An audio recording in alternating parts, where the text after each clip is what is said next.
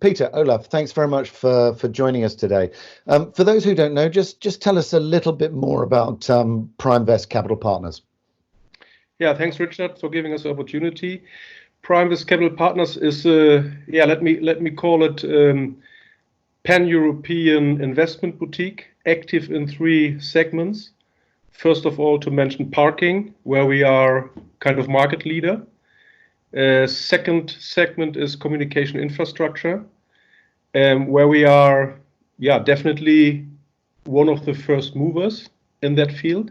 Our pan-European residential strategy is currently based on 2 segregated accounts, one for a German institutional investor, one for an international institutional investor, and they invest with us in our core markets in residential, which are currently the Netherlands, Germany, Denmark, and Austria.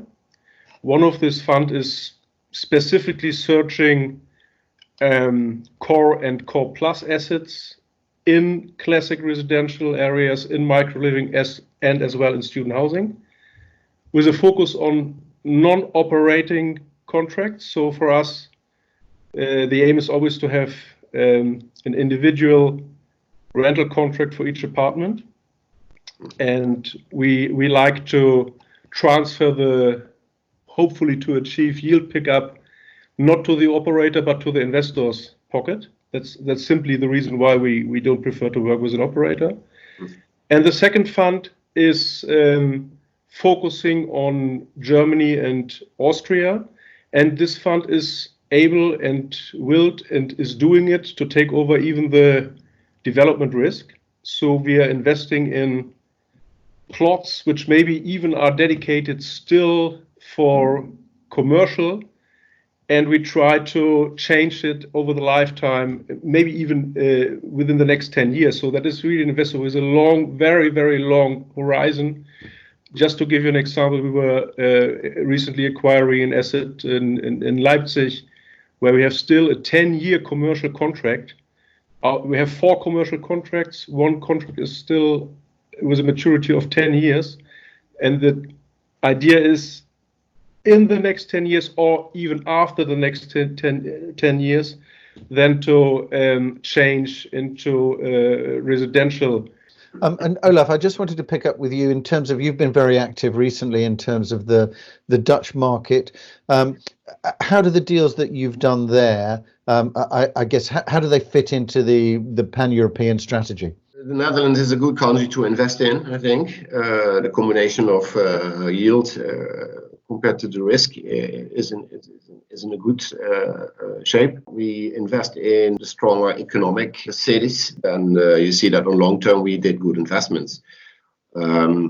We focus more or less on affordable housing, young professionals, starters on the market, and well, if I look back 5 years, you see a tremendous increase in rent income, but also competition increased, of course.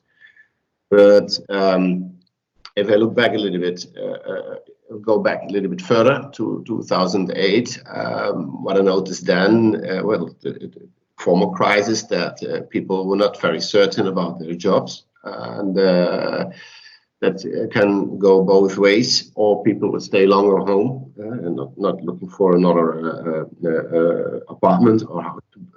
And buying is out of the question. People are not willing to buy, cannot buy, don't have certainty in the market. Also, in the legislation of mortgages, things changed. People had to bring more equity to buy. And if you focus on the affordable housing, that is the right product. I think we go back to that situation again, Richard. How do you see the impact of the current health crisis on those, I guess, on the areas where you're investing?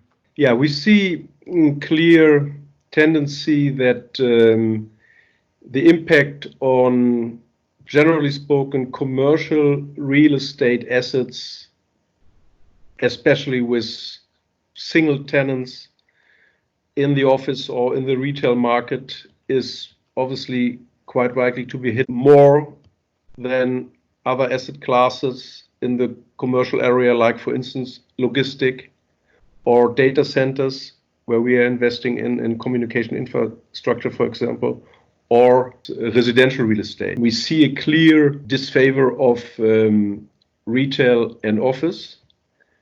And this is also because the market, especially if we talk about Germany, was so hot in the last months. In Berlin, even in the last half a year, the rentals, especially in office spaces, downtown City West, were massively going up. And so it's very high from where we come.